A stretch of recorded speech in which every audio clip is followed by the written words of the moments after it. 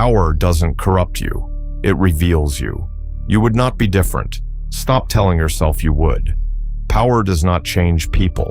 It reveals them. Everyone knows the saying, power corrupts. We've watched it happen. The manager who changes the moment he gets the title. The politician who campaigns on integrity and governs on self-interest. The friend who gets money and suddenly forgets who they were. We call it corruption. We act surprised. We shouldn't. Here's what nobody tells you about power. It doesn't corrupt people.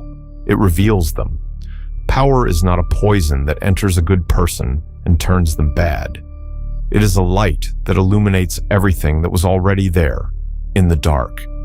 Every compromise they were capable of. Every hunger they were hiding. Every truth about themselves they had never been forced to face. Power doesn't change you. It removes the constraints that were keeping the real version of you out of sight. Think about what keeps most people in check, not virtue, not character, not some deep moral code they built for themselves. Fear of judgment, fear of consequence, fear of what the people around them would think. These aren't virtues, they are cages. The herd keeps you small and calls it morality. It keeps you obedient and calls it decency. It rewards your compliance and tells you it is loving you. And you go along with it because the cost of breaking out feels too high. And then one day, the cost falls. The moment power arrives, real power, the kind that removes consequence, the kind that silences the people whose opinions kept you small, the cage opens. And whatever was inside walks out. I have watched this happen in boardrooms, in back rooms, in the quiet moments after someone gets the promotion, the money, the authority they spent years chasing. The ones who become dangerous are never the ones who seem dangerous. They are the ones who never did the work, the ones who built their identity on the approval of others, the ones who confused obedience with virtue and compliance with character, the ones who had never once stood in front of their own reflection and asked the real questions.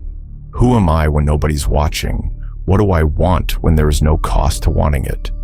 What would I take if I knew I could? What kind of person do I become when the cage is gone? If you have never asked those questions, power will ask them for you, and you will not like the answers. You will not be ready for the version of yourself that walks out of the cage. You will not recognize them at first. You will tell yourself it isn't really you, that the power has changed you, that you'll go back to who you were once things calm down. You won't. That was always you. The cage was just keeping you quiet. This is what the mirror gospel prepares you for.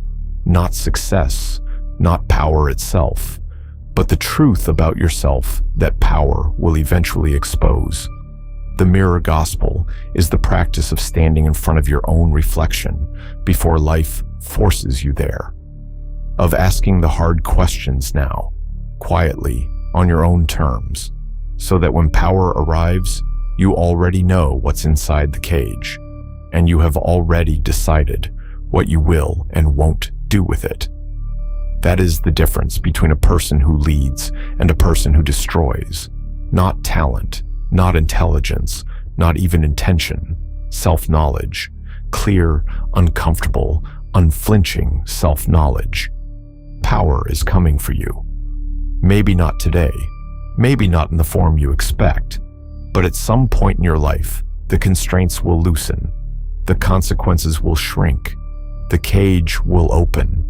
The only question is, when that moment arrives, do you know what is walking out?